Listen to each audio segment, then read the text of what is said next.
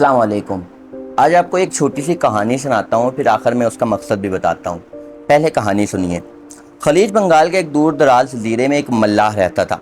उसे सब भोला कहते थे। भोला फितरतन मेहनती, मुखलिस और बेलोस था, लेकिन दिमाग से ज़रा ढीला था।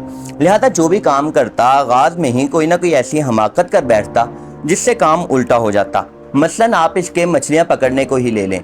जब वो खुले पानियों में जाता तो उसे याद आता कि वो जाल तो घर ही भूल गया है। कहने वाले कहते हैं कि एक गहरी स्याह और तूफानी रात को चंद मुसाफिर इसकी कटिया में आए और इसे जगा कर कहा कि भोले भाई, हम लोग हर सूरत में कल सुबह शहर पहुंचना चाहते हैं, लेकिन इस वक्त हमें कोई मल्लाह साथ ले जाने को तैयार नहीं।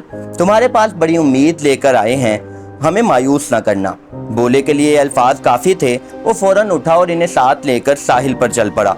कहने वाले कहते हैं कि भोले ने मुसाफिरों को कश्ती पर बिठाकर कश्ती के चप्पू चलाने शुरू कर दिए, जिसके बाद सारी रात कश्ती चलती रही। लेकिन जैसे ही सुबह का सफेदा नमूदार हुआ तो मुसाफिरों को मालूम हुआ कि भोला तो कश्ती का रस्सा खोलना ही भूल गया है।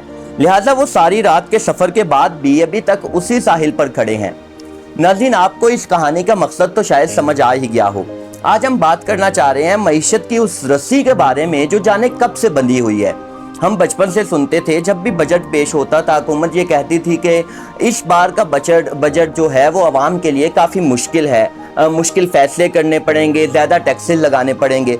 वो रस्सी अभी तक बंधी हुई है। इस बार भी हुकूमत को जो अभी तक के इदादो शुमार आए हैं टैक्सेस के, वो उसी तरह के हैं कि हुकूमत को मुश्किल फैसले करने पड़ रहे हैं और अभी तक मुल्क उसी नाजुक मोड़ से गुजर रहा है जिससे गुज़श्ता 73 से 74 साल से गुजरता आ रहा है। तो जब तक हम अपनी मईशत की वो रस्सी नहीं खोलेंगे तो जितने मर्जी चप्पू चलाते रहें, जितनी मर्जी मेहनत करते रहें, जितने मर्जी टैक्सेस लगाते रहें, हमारी मईशत की जो कश्ती है वो उसी जगह पर खड़ी रहेगी जहाँ पे भोले की कश्ती खड़ी रही रात भर।